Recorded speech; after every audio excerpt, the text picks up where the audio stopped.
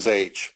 It's not that the man's age is meaningless, but of course we've just heard recently that Mick Jagger has fathered children somewhere in his 70s. So while the semen quality goes downhill as a man gets older, it never bottoms out the way a woman's fertility does when she reaches menopause. And somewhere in those 10 to 15 years before menopause, the egg quality, that is the ability of her eggs to result in a normal pregnancy, also gets lower and lower and lower. So if somebody wishes to postpone getting pregnant until they're at an age where the probability of conception is reduced, one of the things that has been available and quite successful for almost 10 years now is freezing one's eggs. The idea is that if the eggs from somebody, let's say at 32 years old, has a certain result when they're fertilized and the embryos transferred, they're going to do much better than if the person waits until she's 40 when the egg quality is poor and the chances of a pregnancy is much lower. So the things that influence the egg quality is primarily the age. The other piece of information that becomes important, and this is something that can easily be observed or detected, is how many eggs are left.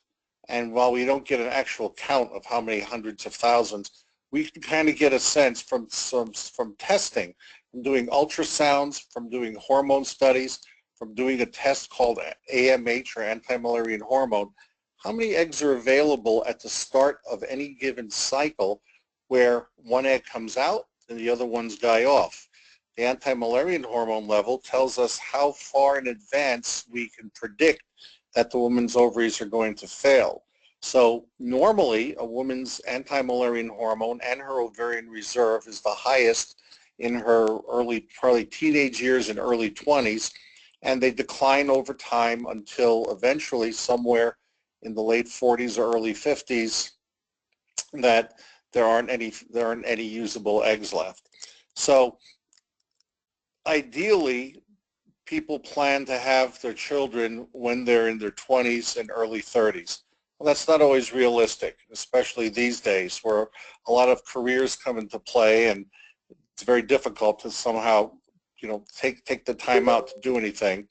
And in the past, and unfortunately I still see this now, somebody who has had the opportunity for many years to have thought about getting pregnant or thought about freezing their eggs does not, and suddenly they, as I've had one patient tell me, I woke up one morning, I was 42 years old, and I forgot to have any babies. So the potential now is that if someone has a sense that they aren't interested in getting pregnant until they're older, or people who are not in a relationship or any relationship that's foreseeable where they feel that they want some insurance, that women will go through procedure where they go on fertility drugs, try to get a lot of eggs, literally, and freeze them. When they decide that they want to get pregnant, the eggs are thawed, they're fertilized with the sperm of their partner or donor sperm, if that's the case at that point, and the embryos that form at any point later in time are as good as the embryos that would have formed back when they were initially retrieved. So for example, at Fertility Centers of Illinois, we know that even up to age 36 or 37, one good quality embryo has about a 60% to 65% chance of implanting. If you look at that same embryo, that same type of embryo, at someone at 40 or 41 or 42, it may only be 20% or 30%. The upper limit that we see, I've had 3 patients over all my career who at age 45 were able to get pregnant with their own eggs. Nobody else has, and we've never had a pregnancy beyond that. So we know that there's an upper limit where it's just almost no opportunity at all to get pregnant beyond a certain point. So if someone has kind of different, horizons in sight, or they're not sure, freezing their eggs at an earlier point definitely can provide that safety net, so that if they don't get pregnant when they try, that they can always fall back on their embryos that they had formed, or I should say their eggs that they had retrieved at an earlier point in time. The procedure itself is one where the woman actually takes small needle, like subcutaneous injections, so small needle injections like what an insulin-dependent diabetic would use, and there are 2 or 3 injections a day for about a week to 10 days over the point in time where we monitor the progress to see how many eggs are developing and what the hormone levels are. When the final injection is given, within an hour of when she would release the eggs, the egg retrieval is done. And this is an invasive process, but it's been very, very safe. The woman is asleep. She's not anesthetized, but she's sedated. It takes about 15 or 20 minutes, and an ultrasound is used to guide the needle into each ovary, and all the follicles, the structures that have the eggs, are suctioned out, and the laboratory looks through the fluid for the eggs and then puts them aside. The woman usually has a couple of days where she's uncomfortable, but if the appropriate medication is used, that she's usually back to work and feeling well within a couple of days. What happens with those eggs is that of the ones that are obtained, the ones that are mature, in other words, the ones that are ready to be fertilized, those are frozen or vitrified. And the reason that they just don't say they're frozen is that years ago, when they froze either eggs or embryos, it was a slow freeze method that actually gave the eggs or embryos freezer burn. And the new method, vitrification, is a very quick freeze, so ice crystals don't form. And so when they thaw out the egg, and it's also when we freeze embryos, they're more likely to still be healthy and still be alive. So if someone has enough eggs at the time of even one retrieval, and most at that time, and that's not a crazy number in somebody who's younger, that's going to provide a very high chance, I mean up into the 80–90% range, that at least one of them, if not more, is going to result in a live-born normal pregnancy. The problem comes up if somebody decides to do this when they're already older. Then the eggs have already gone through certain changes, but of course at any point it's always better to have a younger egg than an older egg. So we have certainly had people when they're in their later 30s or even early 40s, because they're faced with the fact that if they don't do anything, then suddenly they've become 30, 43 and 44 and 45, and the chances start getting to the point where there may be just a few percent. So even though the ideal situation is to freeze eggs, no later than someone's earlier mid-30s, at any point, if there's going to be a delay in trying to get pregnant, it makes sense to do the freezing. Excuse me. So this is something where you don't think about, well, I'm going to freeze these eggs and gee, I'm going to be ready to be pregnant in 3 years. I'm going to thaw them out and fertilize them and make embryos and transfer them, because you don't know that you're going to need them. And actually a very high percentage of women who freeze their eggs never do need them, because they are able to get pregnant on their own. And the way I think about it is that if somebody has eggs frozen, there isn't, the pressure is off. They don't feel like, oh my God, I have to get pregnant because I'm getting older. If you've got 30, 32, 33-year-old eggs frozen, that they're going to stay there and they're going to keep that same quality even if the woman is 37, 38, 39, 40. And certainly she would try to get pregnant at that time, first on her own, and then if she didn't get pregnant, she would go through the normal evaluation of any couple who would be trying to get pregnant, doing testing. And IVF is not necessarily the first thing to do. There's usually a few other steps to take that might be even 3 to 6 months of using fertility drugs, doing something like intrauterine insemination that would be done first. A woman may very well get pregnant at that time and never have to use those younger eggs, or that could be the next pregnancy when she's even older. So the eggs don't get bad. They don't get bad, and while all the work is taken to get them in the first place, when they're going to be replaced, it's very simple because the woman is simply placed on medication to prepare the uterus. So the transfer of the embryos is a very gentle process using a little catheter and with ultrasound guidance having a little droplet that would put the embryo into the uterus at the right place. She's on medication to support the pregnancy, and again, if the eggs are from somebody who's on the good side of 35, not the good side of 37, the chances are that one good embryo has a very, very good chance of working.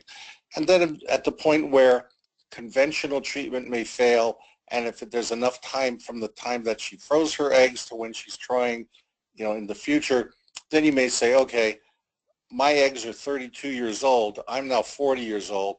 My eggs that I have stored are much, much better quality. I have a much, much better chance of not only getting pregnant, but staying pregnant, because the other thing that happens with age, unfortunately, is that once pregnant, there's going to be a chance of a miscarriage. Everyone has some chance of a miscarriage.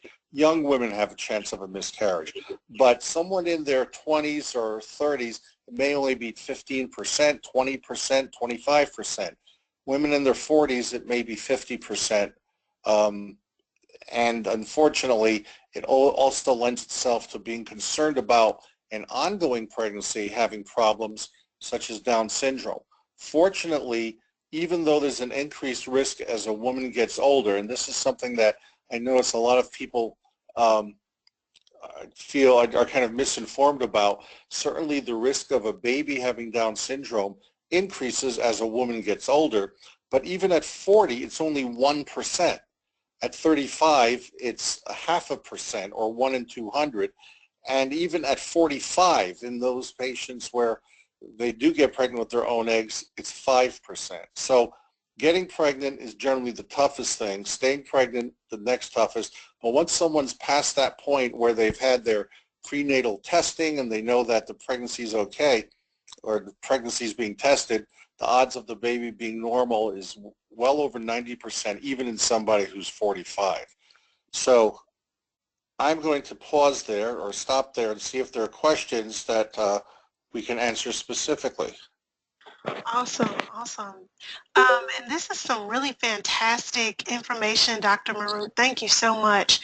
We've got people online as well as people on the phone. Anyone online that wants to send their questions through the chat can certainly do so. Now, the folks on the phone, I've got you all muted because I didn't want to get the background noise, but I am going to unmute you just to see for a few minutes, just to see if anyone has a question. Terrific. So if we can just make sure that the folks on the phone, we are going to unmute you all and just kind of make sure the background noise is to a minimum. And we're going to see if anyone has any questions from the phone lines or from the webinar. Any questions? Oh, don't be shy. We've got the expert here. Okay, and we just got another caller. Okay, we do have a question, Dr. Marut, and this is from the chat. Okay, fire away. It says, and thank you, Ms. Roberts, do you recommend acupuncture for IVF, and if so, when should it be done? This is a wonderful question, because the American Society of Reproductive Medicine literally this month published a large paper that looked at all the things that go around doing embryo transfers. And they concluded that there's no evidence that acupuncture aids in achieving a pregnancy in IVF. Wow. So I certainly don't recommend acupuncture. What I tell patients is, if you like doing acupuncture, it's not going to hurt, but don't expect it to result in a pregnancy other than what would be happening anyway. And there's also a couple of studies that suggest that other things that are, because the whole point is kind of relieving stress, and certainly there's some people who feel that acupuncture does a wonderful job at it, and it certainly does.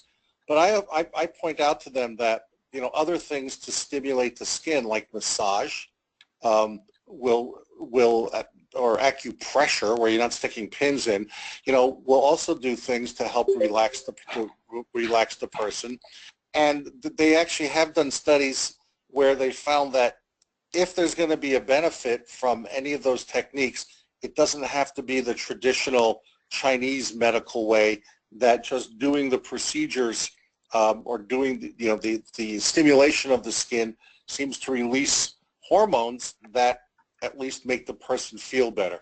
It certainly seems to work for pain, but in terms of changing the uterine environment or doing anything to the ovaries, they've looked at it and said there's just not enough evidence there to say that it should be recommended.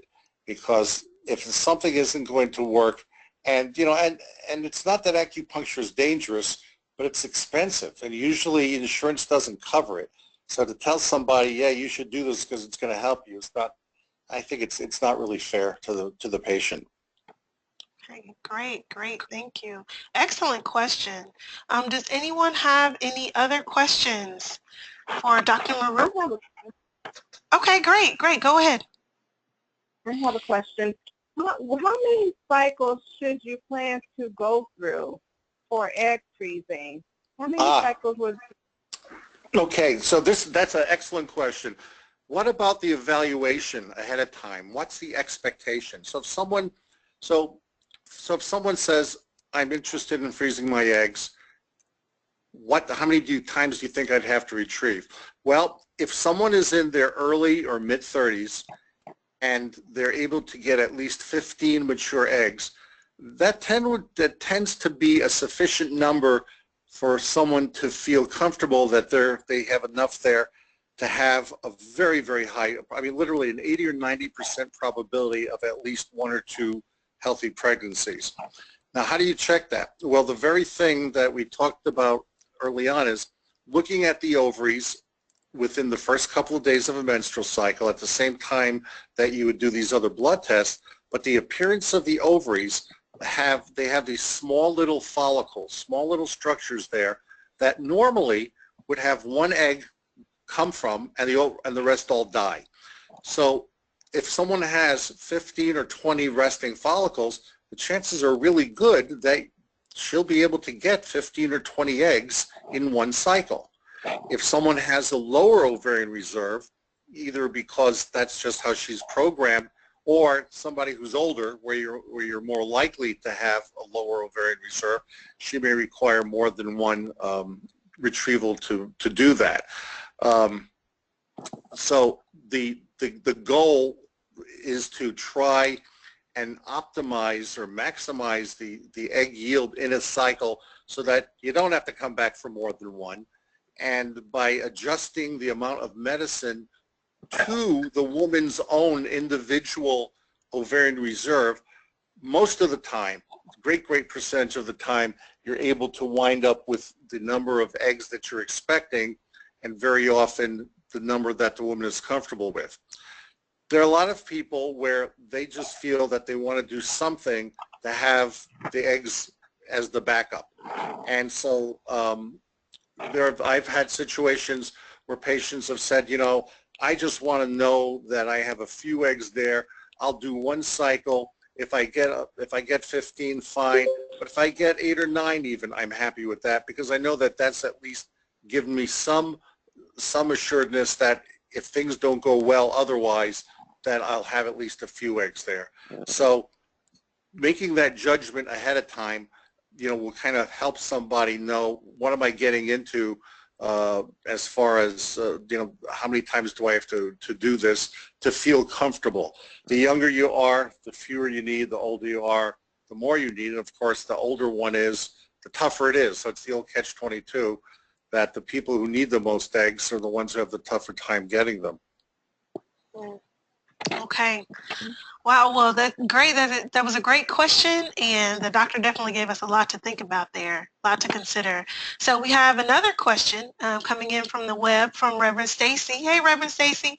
The question is, how does food like coffee, alcohol, fried foods, sugar, etc., impact your fertility? Oh, that's a wonderful question, because people are always asking, what is the fertility diet? And there are a lot of fad diets that show up on the internet, and in almost all cases, there's somebody's idea that something is going to work because they know someone who ate, for example, pineapple core or pomegranates and they got pregnant. The truth is that the typical healthy diet that we're all supposed to have, which is the closest thing to describe it, is a Mediterranean diet. That less red meat, more fish, more fruits and vegetables, less free sugar, lower lipids, and a tendency, actually leaning proteins and fats away from red meats towards dairy products. So that those in combination are basically put you in the best shape that you can be, best cardiovascular health, and you know that to get your body ready, not just to get pregnant, but to be pregnant. That part is probably even the more important thing. That the person who's in better condition, well, her pregnancy is going to be a lot smoother and have a lot fewer problems, you know, than if she kind of goes into it, you know, eating a bad diet, being too overweight or too underweight. So but certainly none of the magical foods or the magical, you know, fad diets have any usefulness.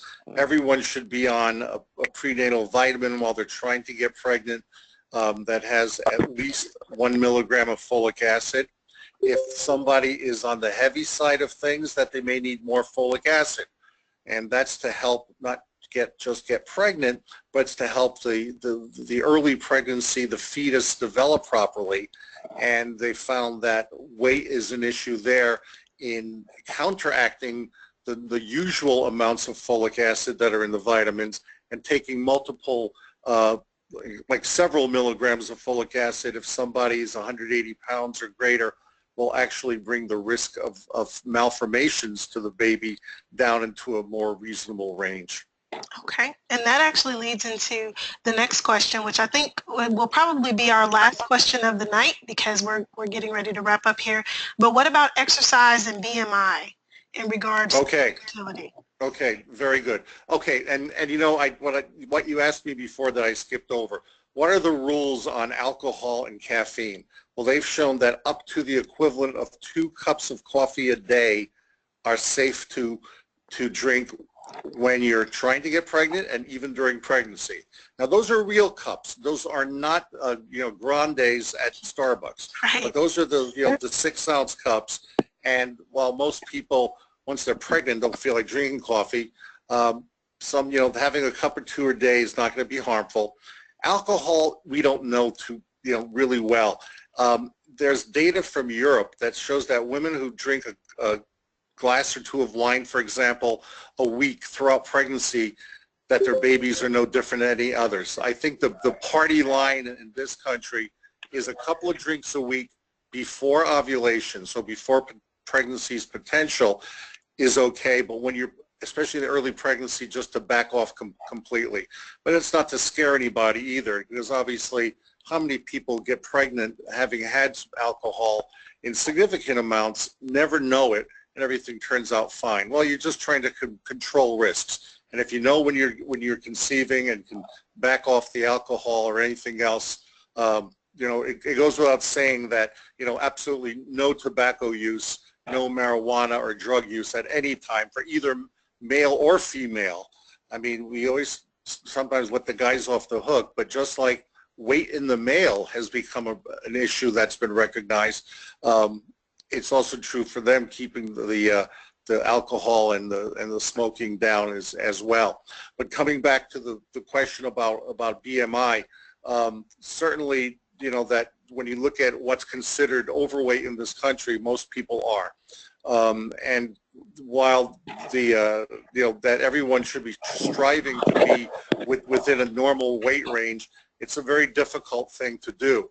By eating a healthy diet and by exercising, and this is something that also very, very hot off the presses, where they found that especially women who are used to exercising do not have to cut back once they get pregnant, assuming that there's no problems. I mean, there's always the, that issue that as long as there's no problems, no complications, no multiple pregnancies or anything, women can actually exercise pretty freely, and that's something which has been looked at very, very, very carefully.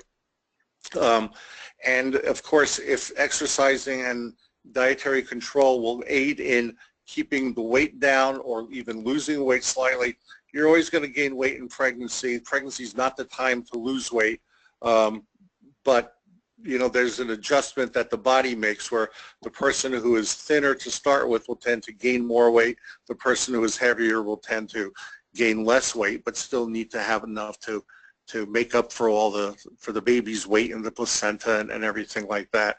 So much of it is really common sense. I mean, that the things that are bad for you are bad for the baby and bad for the pregnancy, and the things that make it difficult to get pregnant are the same kinds of things that make it difficult to be pregnant. Absolutely, absolutely. Okay.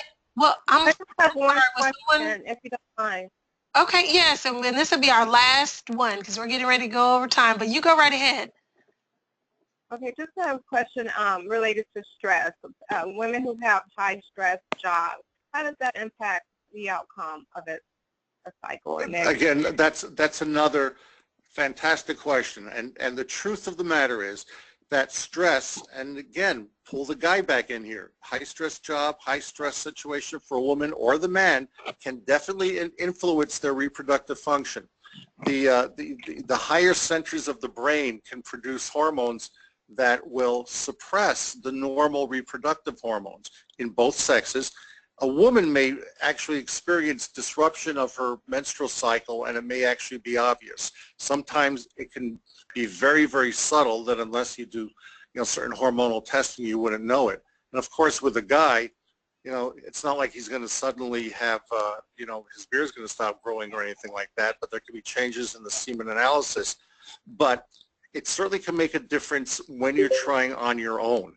Once you start treatment, most of the things that we do override the stress effect. So in the woman specifically, if stress will affect the menstrual cycle and ovulation, the very things we do are to use medications that override that to create a better ovulatory function or better ovarian function, and supplement hormones as we need to kind of create the ideal cycle. IVF, which is clearly the most stressful thing of all, has the highest pregnancy rate. And I always point to that, and it's like, God, if stress were so bad, how come everybody gets pregnant? Not everybody, more than half the people get pregnant with IVF when it's the most stressful thing. So in treatment, it's probably less of a factor in terms of the success of the treatment. Now, what does that do to your everyday life, though? And this is, back to the acupuncture question. Some people love doing acupuncture because they just get stress relief.